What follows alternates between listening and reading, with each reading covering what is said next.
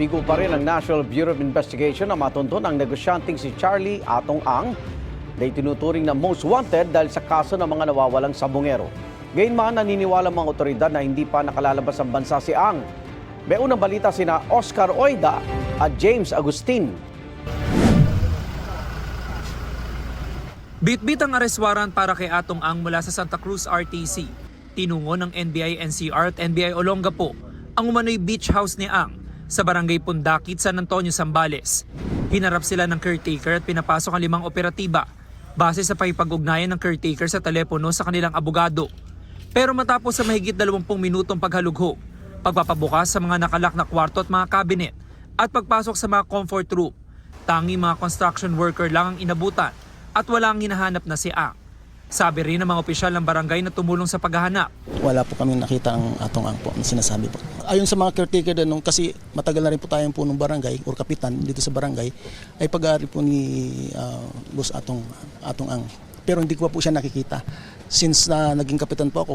Wala rin nila silang napansin naglalabas-masok sa property nito mga nagdaang araw. Actually, labas-pasok kami dito dahil nga po laging tinatamaan ng bagyo po ito. Wala naman po kaming kahinahilalang nakikitang bukod sa paggagawa lang ng construction.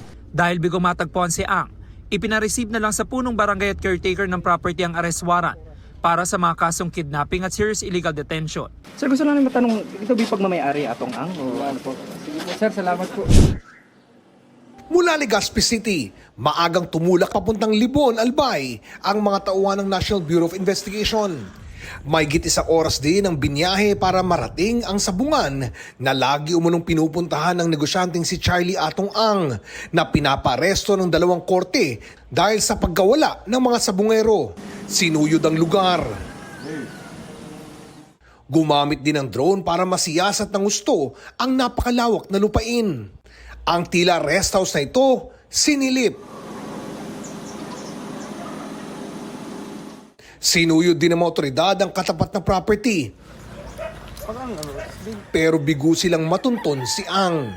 Pagtitiyak ng NBI, patuloy ang kanilang ginagawang paghahanap sa tinaguriang number 1 most wanted.